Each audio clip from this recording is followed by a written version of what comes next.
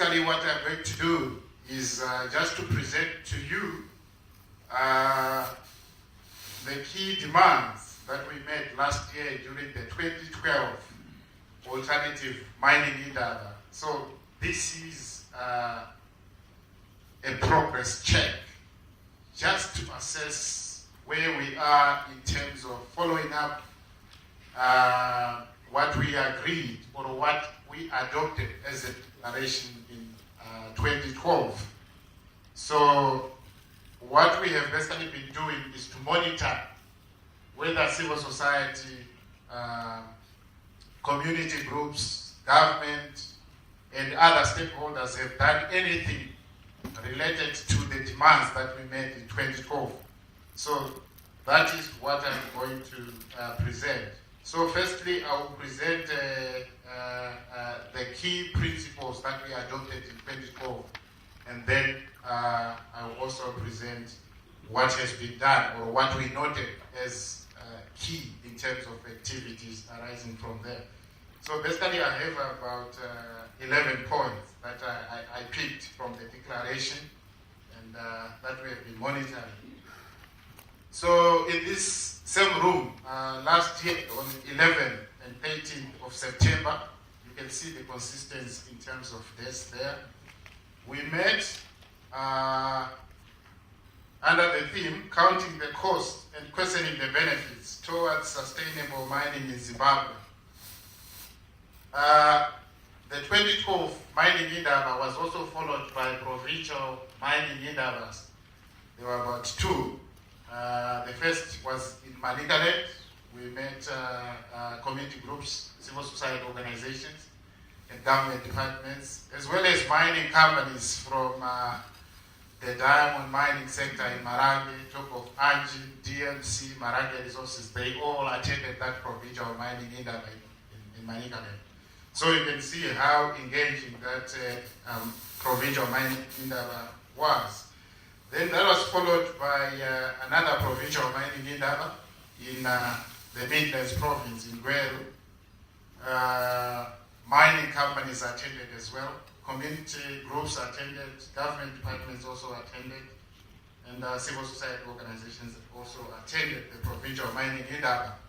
So these were important events, and during those events, a number of key principles and demands were actually identified and couched into a declaration.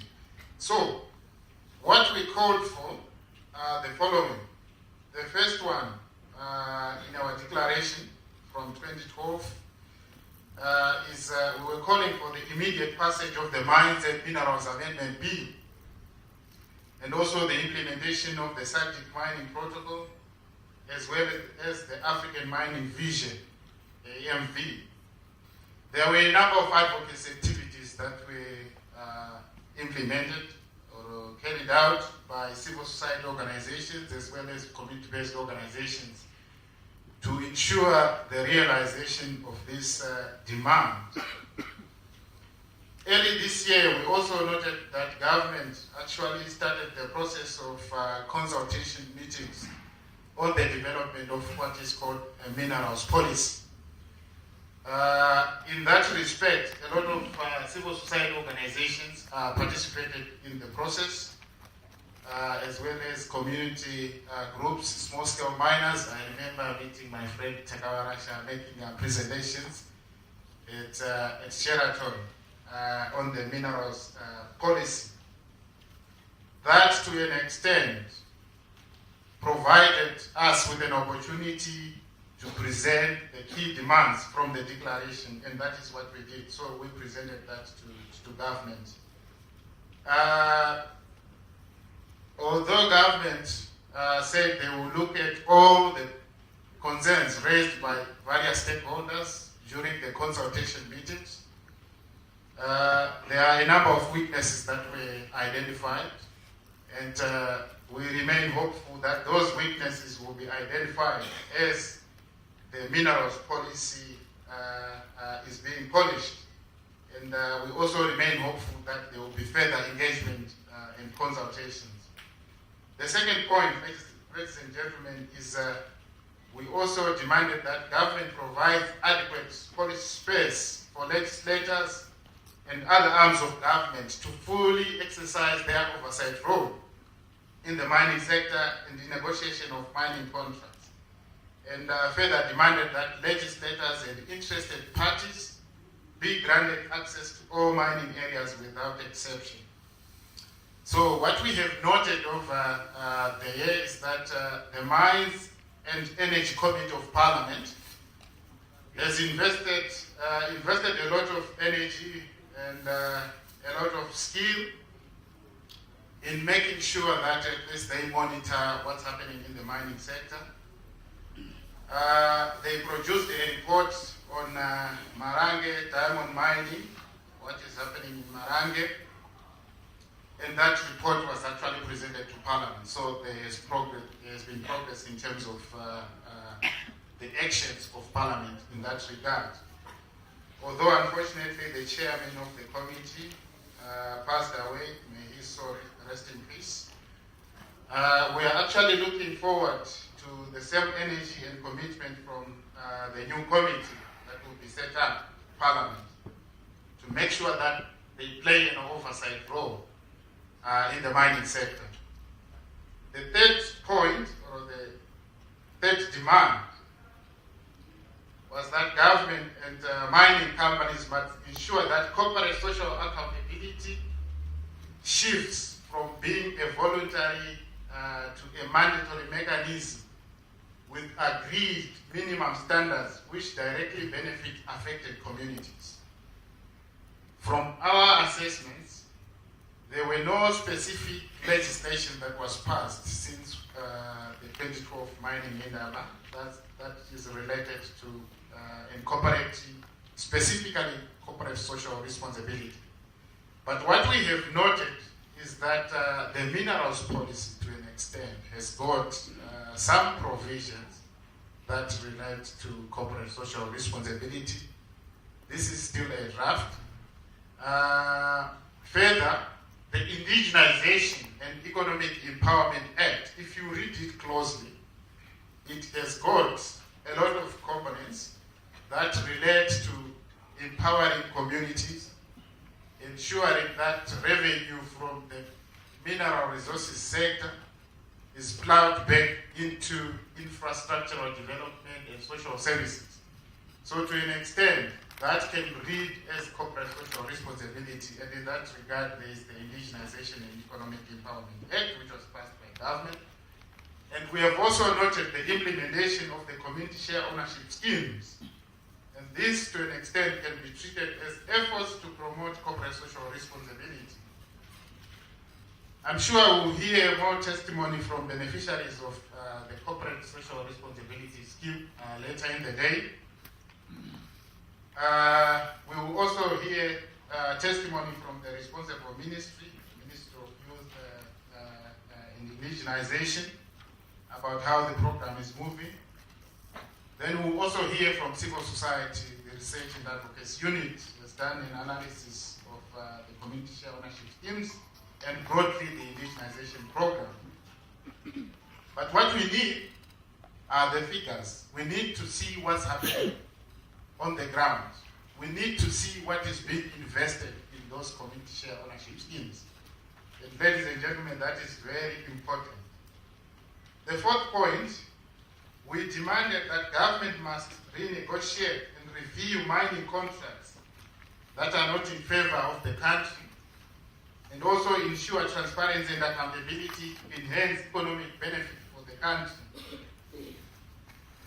No noticeable evidence or action has been taken by government on this point around renegotiation of contracts.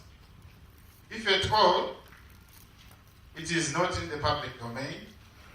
If any contracts that are not favorable to the country were renegotiated or are under review, it would be good for government to provide more information to say these are the contracts that we are looking at, that we are reviewing, so that we don't speculate.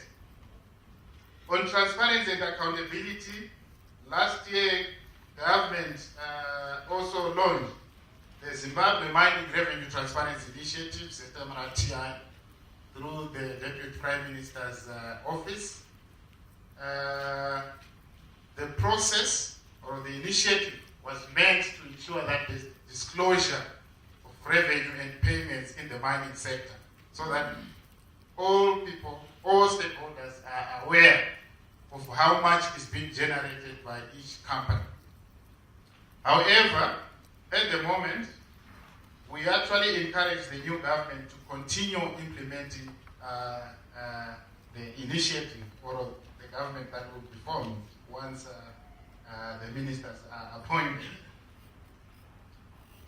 Point number 5, we say government must build the capacity of the Human Rights Commission and the Environmental Management Agency to fully investigate and prosecute human rights and environmental abuses in the mining sector. In that regard, ladies and gentlemen, I would like to point out that the Human Rights Commission attended some workshops that we organized this year, 3 months ago, on business and human rights, specifically focusing on the extractive sector.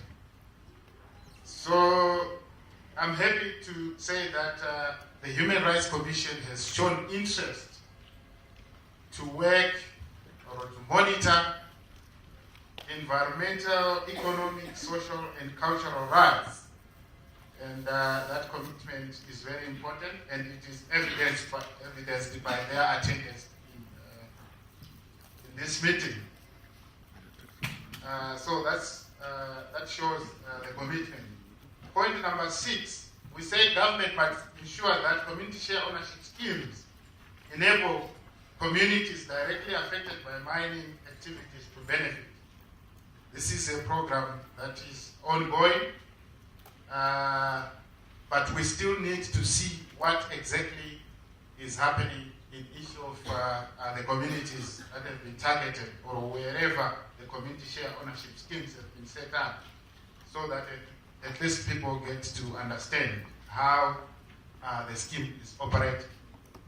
Point number 7, we say governments must ensure that mining policies do not give excessive incentives to foreign investments, but instead put in place appropriate tax policies that keep capital flight through methods such as tax evasion and avoidance. This is very critical, so that at least the money is used here locally to benefit the people and to develop infrastructure and all the social services that are needed.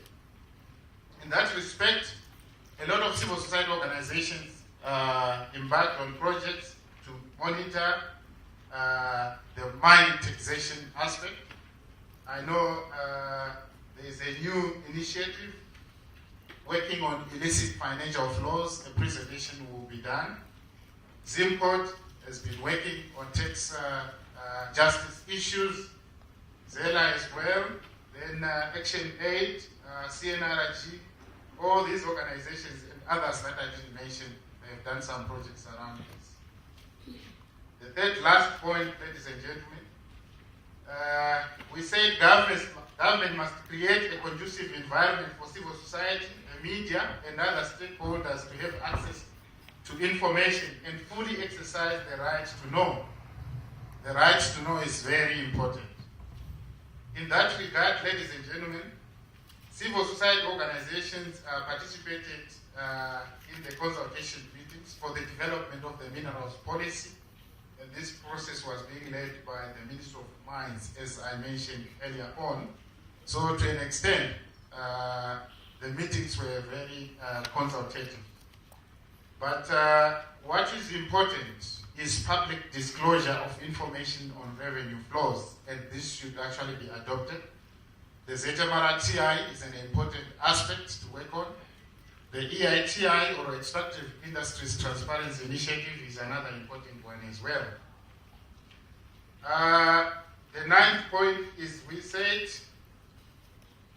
government should make it mandatory for mining companies extracting minerals in the country to be listed on the Zimbabwe Stock Exchange before being registered elsewhere.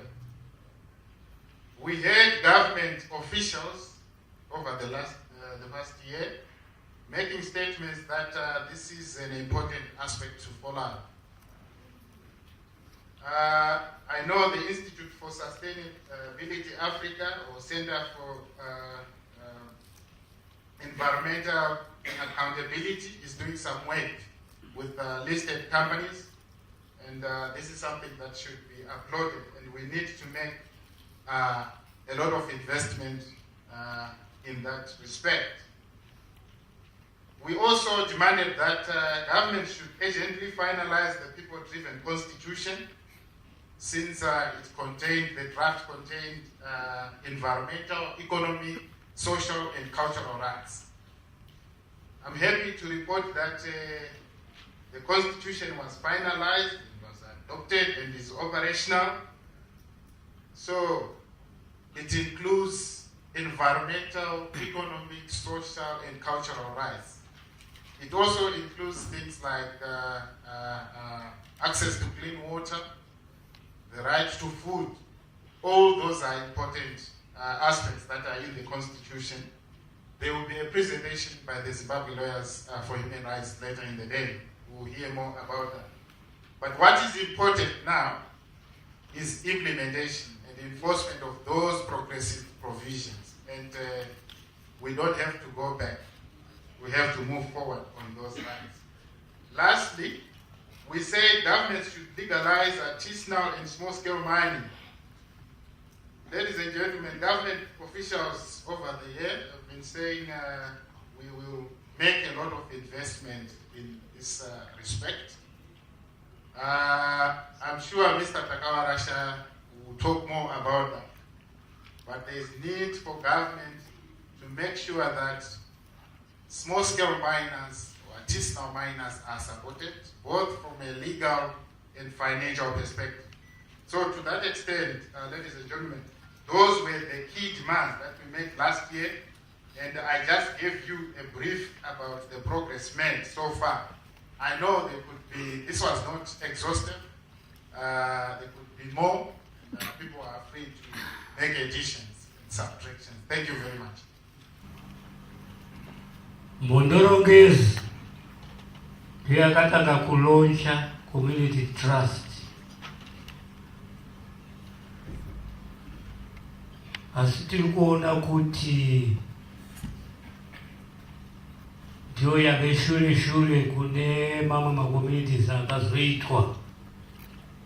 Zvapaine mukana wokuti mamiriyo ematrust anogona kusandurwa kana zvichionekwa.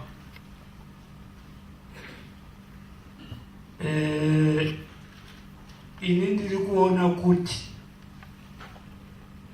one mine, one community, zvinhu zvinofamba zvakanaka. Hazvigone here kuti nyaya yokumisikidzwa kwemacommunity trust ikurumidzwe kuongororwa nokugadziriswa kuitira kuti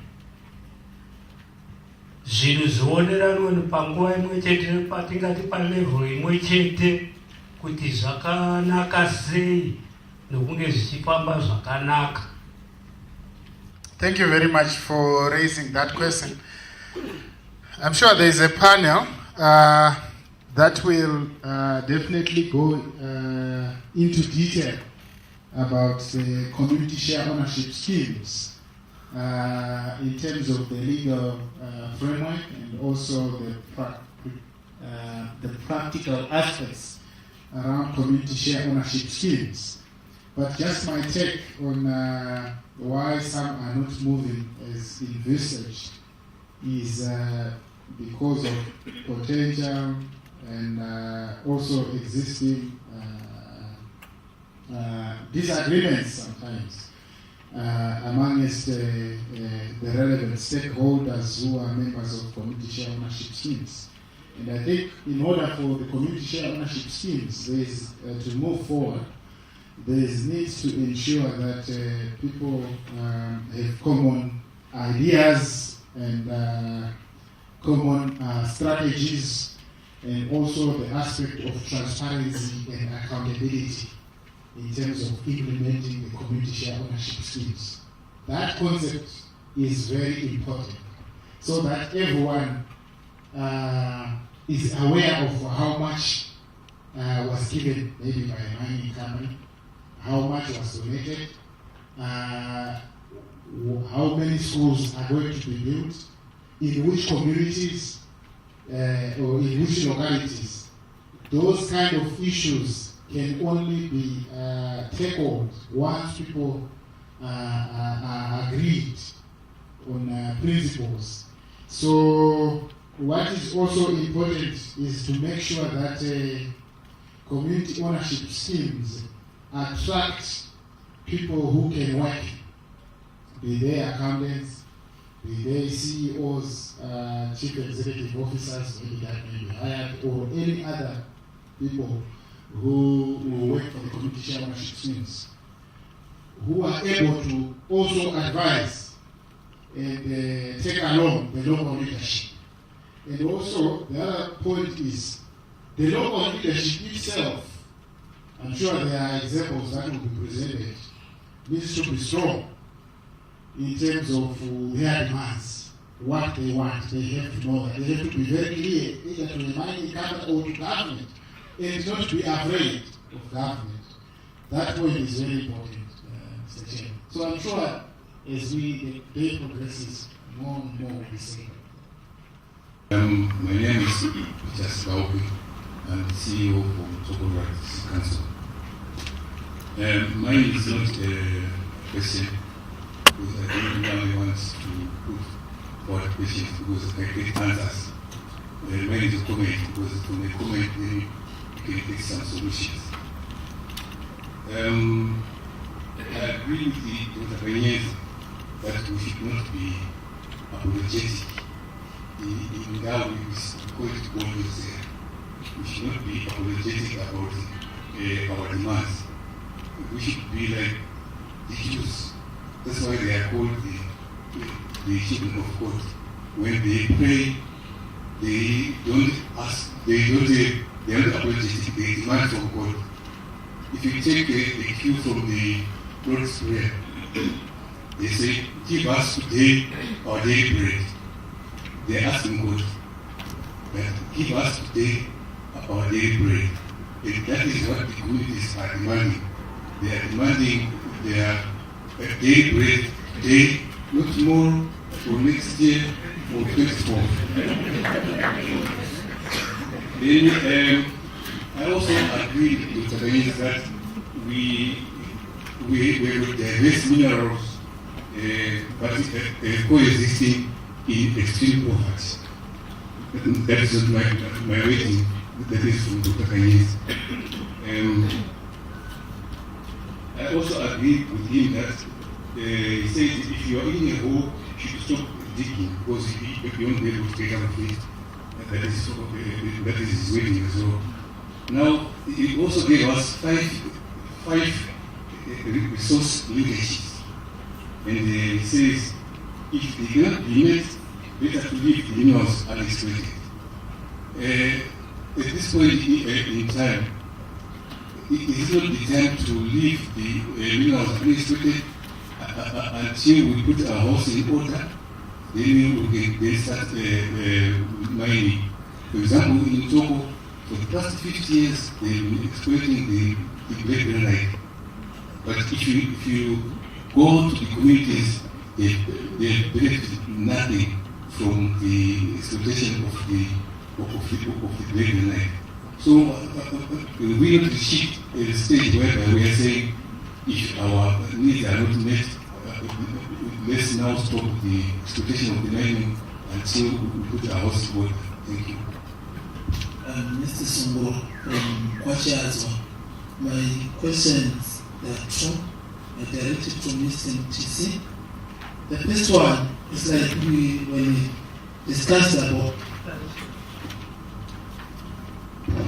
when we made declarations aspect, I thought that he talked about that the government did nothing concerning the redrafting of the mining laws. So my question is, what was wrong there? Is it that maybe we did not, as there, we did not make a follow-up on that, or maybe the government just chose to ignore about that demand. Why am I asking that question? It's because if you look at it now, like what Dr. Kanyad has just presented, we are looking at laws that were drafted maybe around 1960 something or 50 something, and those laws that as Zimbabweans treated immediately stagnant, and you find those people that are still resisting the laws that are just, I'm sorry to say, primitive. Then my other question, again to Mr. Mtisi, is about from Kwacha. You talked about some of my restrictions in terms of movement. But as lawyers, what did you do to address that situation? Because in fact, even the Prime Minister last year, he could not even assist her. He put it in the mind portfolio of woman saying that they even failed again to access the area. Now my question is, what have you done legally to address that situation? Because it's still going on. Thank you. My name is Shu. I'm representing the community. All right. And the charter of the Shiva is not so deep. Charter of the Civis and the Shoguti, it's a Tokasuri Pichana, Pamtema, Pampanya, resources. You go and like a Sekuru Pengula, in a Jawa, and a Galeri, and so. Pawaka Kumbi, one shiny to a field in Munika, a wally, was shiny at 2 hours to care. Waka Sogus was runs. Tap forward 243. Waka Regita, Spindera Mika, 200. Wakanga interest you, my man. With my so sound, but so moist. Is a generation that cannot prohibit a woman in a show. But at the end of the day, I want my interest. What kind of capacity the plant puts? How can we get so much resources anymore? So the planning of just extracting kind of using my resources and passive like here we are seated here. We are sitting to plan to manage and make use of our resources. I just did not go in Bakuti, in good faith. So that can attend a community, total communicator. To get to I want to trust of 1 hour, so I'm not leader. Could go God made rights. They are also representing us all. No panic question, I'm going to strong up to party, which is so to get a change of ground. Don't like us until 2060 years. Can a generation in this struggle look to you? She passed with, she didn't see with the next generation, you know, when I was Shamisa, because we are a you, look to generation in the community. I'm not Thomas, I want to come to your tour. What do I say? Since I get to a Paisa, to Saratams. And what got tried to take up with that good faith. Thank you. It's very easy to ask questions and leave it to whoever you want to answer to battle it out to try and find some answers to the question. But I think there's quite a number of things that concern me. My learned friend, Dr. Kemenze, raised a number of very interesting things, very thought-provoking. And I'm wondering, in all this here, the basic problem is one of inequality. If we were all equal in some way, which in a practical world is not entirely very possible, so it becomes quite very relative. If we were all equal, then these problems would not rise. The real world that I live in is characterized by a very serious disparity amongst nations in terms of wealth. Some nations are far more rich and very wealthy compared to others. Some nations have a lot of power in their hands than others. Some nations are even far more secure than others. I'm just thinking that there are nations that have nuclear weapons, we don't have them. There are nations that have weapons of mass destruction, we don't have them. But why am I raising this? If there is an asymmetry that directly extracts from that skewed position, how does that translate itself into a very serious problem on a country like Zimbabwe when it is trying to deal with the mammoth problems that faces and we're trying to deal with? I'm trying to suggest here that as we interrogate these problems, it's probably going to be very important to think about the situation of Zimbabwe in a global space.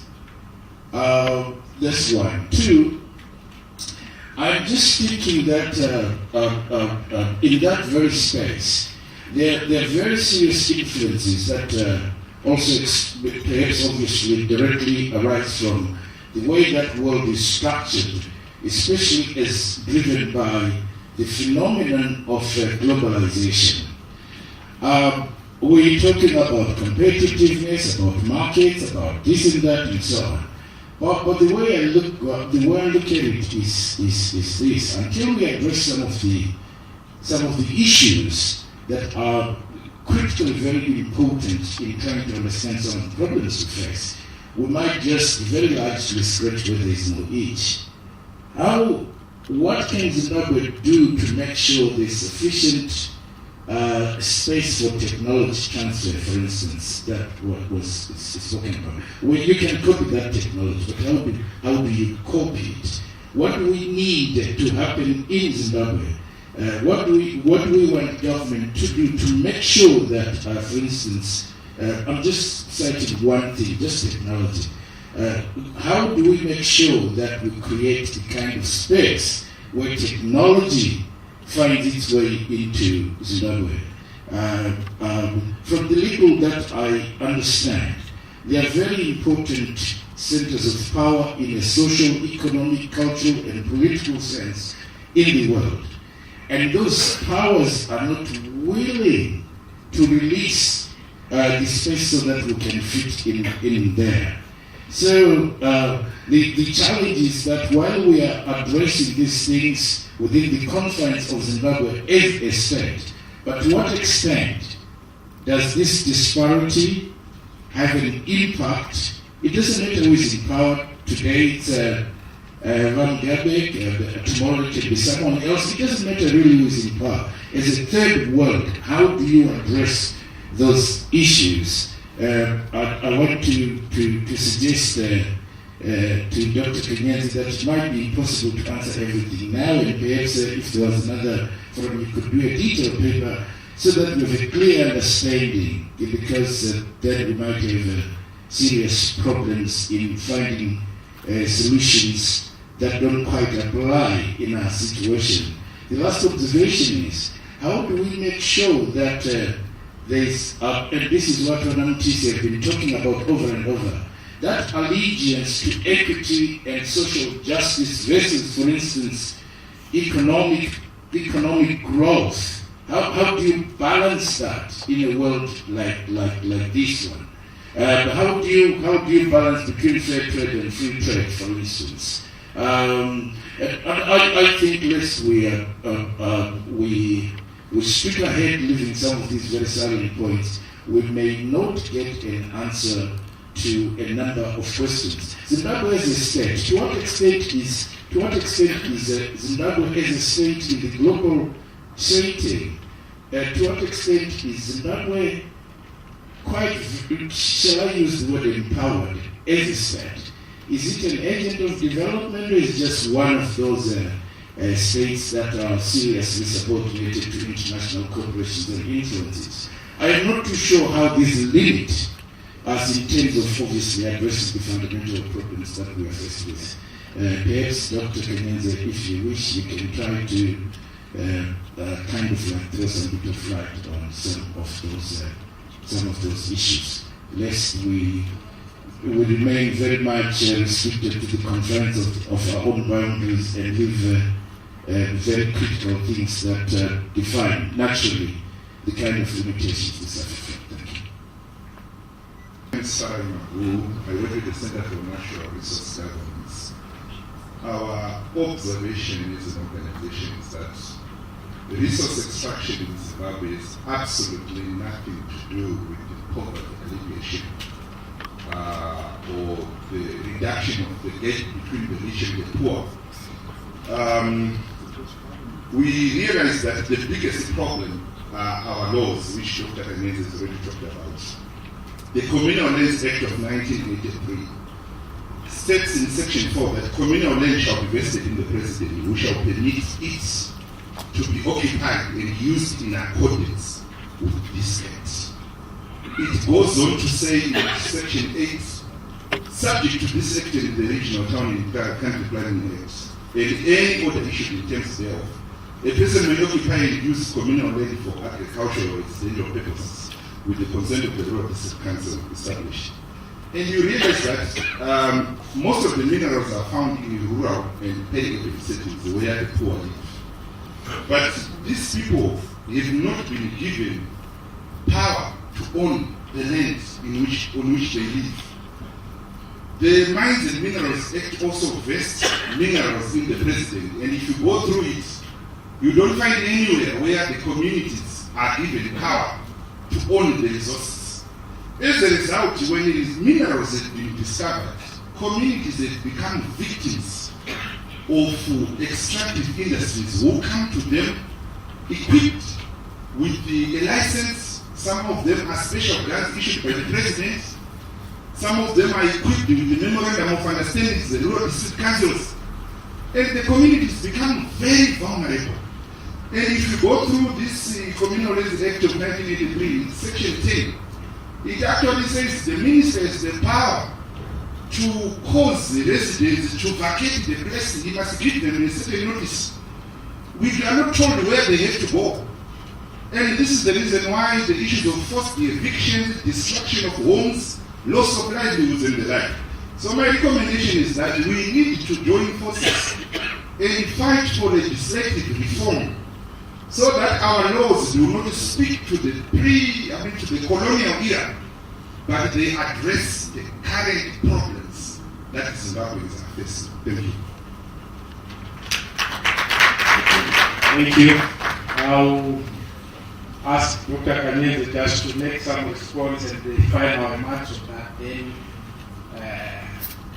to Mtisi for any final remarks, then we move into the next section.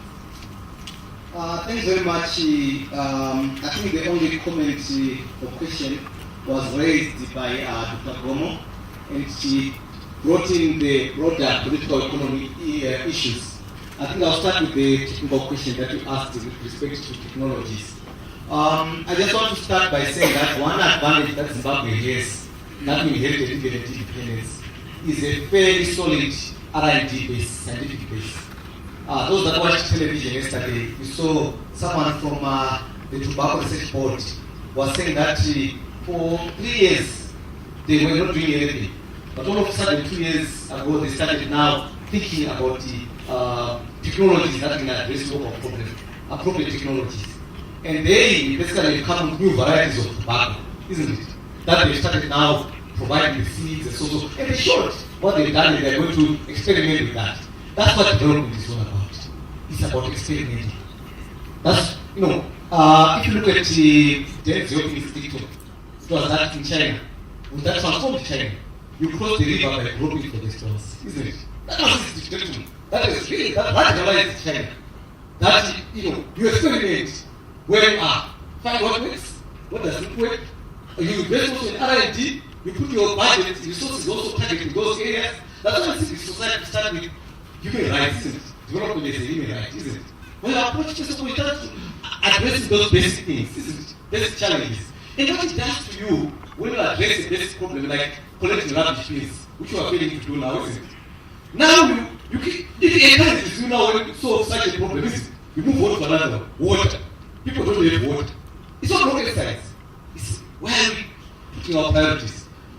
Can we really invest, in developing the appropriate, technologies so that we can actually have the right treatment chemicals that are not produced and so forth? This fixation with everything has to be imported. The cars we drive must be Mercedes-Benz. That's what is destroying us as a country. We are even destroying the base that we had in Zimbabwe. Zimbabwe was unrivaled. If you look at seed technologies, agriculture, the first agricultural revolution of the 50s was spawned by local technologies. And the same thing with the same agricultural technology of the 80s, which was now differently spearheaded by smallholder farmers, isn't it? The first one was done by large-scale farmers. The second one was smallholder farmers in communities, which showed that it can be done. And Malawi, we started doing what we did, isn't it? We stopped doing what we used to do, and now we're importing grain, isn't it? Malawi started doing what we used to do, and now we're importing grain from Malawi. So basically, as I indicated, development is about experimenting, investing in those things that matter, addressing the immediate, starting with the immediate, not this post-modernist approach, where you want to see high-rise beauties within that development. Development is starting addressing the real issues as you highlighted that are going to people. It is not just that we become encouraged, expected, isn't it? It's not unity. Once you start having that, if you look at China, they started opening up Shanghai, isn't it? They started asking, why is it that Taiwan is doing well, that small little thing, isn't it? If we are failing, then they started copying in the provinces that are close to Shanghai, isn't it? It's copying what's happening there. In the story it was happening. So let's open a bigger China, and the whole country. And that's what development is about. Identify those things that way. So look at science, and you can do it. The thing about power, this guy, you see, it's not a natural thing. That those countries are big. They used to be, as Zobe, we are amazing. I mean, it's not just that big. The Japan, we destroyed after the Second World War, the Germany. They were destroyed, nothing. But look at Germany now. Economic power. They realize that the basis for your economic, political power should be your economic might, isn't it? You can't sustain political power. Look at America. It's now on the decline, isn't it? Because the economy is what? Look at Europe. The same thing, isn't it? And look at the new countries that are making the Philippines and so they are leveraging that, isn't it? You can't. The problem that you will have, and I think that's part of our problem in Zimbabwe. If you want to take on the whole world as a single entity, as a single country, then you have serious problems. Because you are fighting above your weight. You can't do it. That's why these regional groups are important, isn't it? You talk to each other, you whisper to each other. How can you resolve? Because of common challenges, isn't it, that you are facing? How do we do it? You are having the same problem with our mindset. What are you doing in South Africa? What are you doing in Botswana? And we come together and share our problem. And in Africa, we say a problem shared is half solved. So, I mean, we should use those platforms to really advance. So, basically, we have done a paper. We did a book recently on Beyond Aircraft. And there's a wonderful chapter that was done by Ben Zuzai on technology. And I will encourage you because it responds to some of the issues that you're asking. I don't think I should answer everything because that's just my perspective. And I don't think that we should really persist just with that. Yes, it matters, but never despise the what? The time of small beginnings, isn't it? We must realize that we have to be proud when we begin to walk in the right direction. And the journey of 1,000 miles begins with the first mile. And the other thing that we must learn, until lions learn to ride, the story will always be told from the vantage point of the hunter. So we need to begin also to take charge of our own livelihoods, well-being, and rather than outsource it to someone else. So basically, I think these are nuggets that can help us. Otherwise, I think I agree with your nuggets of wisdom. Thank you. Writers say winners are not those who never lose. Sometimes it's not how many times you fall, but it's how many times you dust yourself up and go. Mr. Mtisi. Thank you, Mr. Chairman. I'll just respond to two issues. The first is we were saying the Mines and Minerals Act hasn't been amended as yet. That government didn't take any comprehensive steps to work on that. Then the second one is around restrictions on movement in Marangwe and what civil society did. I should mention that I've never been confused by the actions of a government ministry. Now what happened the past year in terms of their legislative agenda. The Ministry of Mines, since 2007, developed what they call a Mines and Minerals Amendment Bill. 2007, up to now, nothing has been done in terms of making sure that that bill sees the day of the light of the day. It was not even presented to Parliament. So that's a problem. Coupled with that is the fact that at one point they were saying we will develop a diamond law.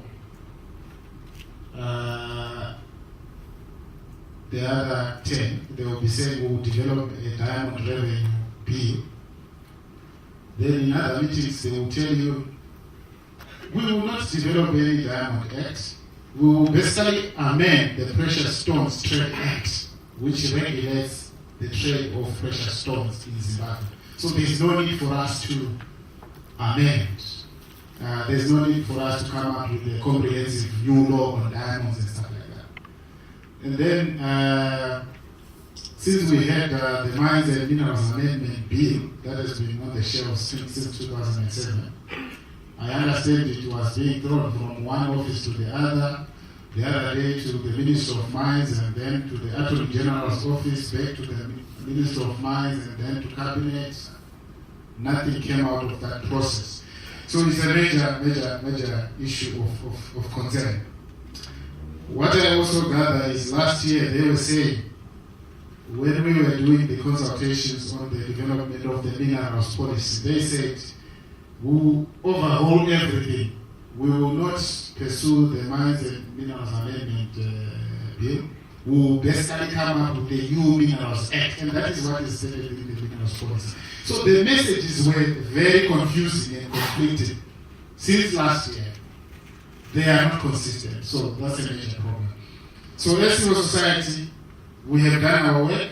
We have done an analysis of the Mines and Minerals Bill, which they proposed. We have done an analysis of the existing bill, of the existing act, and we gave them our perspective. We've also done even an analysis of the Precious Stones Trade Act and compliance with Kimberley process. We gave them our results. We did all we had to make sure that those issues, the key gaps from the legislative perspective, are identified. And we presented this data to the Minister of Mines. So we did a lot, part. And also we held a number of advocacy meetings, the provincial mining leaders, and all those other meetings that we held, even bilateral meetings with the Minister of Mines. The second question is around restrictions on movement. No, we haven't taken any specific legal action on freedom of movement and association in Malawi, except in 2010.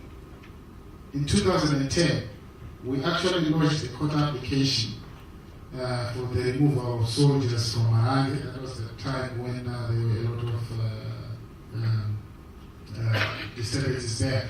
So, but that court application has not moved at all since 2010. So, you can see there is a problem with our judiciary as well, because there hasn't been any movement on that side. But what we have done in terms of advocacy, just to promote access to the area, is we facilitated the formation of community-based groups and community monitors. These are local people who can see what's happening, identify their problems, and approach local authorities, approach members of parliament, and approach even ministry on their concerns arising from the mining area. For example, we have the chairs of Community Development Trust with all the monitors in Survey and Oats who have been doing some wonderful work. So that's a strategy which we use to make sure that at least we access the area, we access the people. It's the people themselves gathering the information and telling us what's happening there. And then taking action on their own. But the only time we got to visit Marange officially was in 2012 March as members of the Kimberley Process Civil Society Coalition. Zena coordinates the Kimberley Process Civil Society Coalition. I'm happy to announce some of our members are in here, Farali Maguhu, and who else is here? Zetela Chara is here as well. So we managed to go into Marange and see what's happening. But that was under the auspices of the Kimberley Process Education Scheme. I know there are other colleagues as well, Dr. Gomo, Marufu, the other people who visited Marange. So, since you said I have to be brief, yes, that's my response.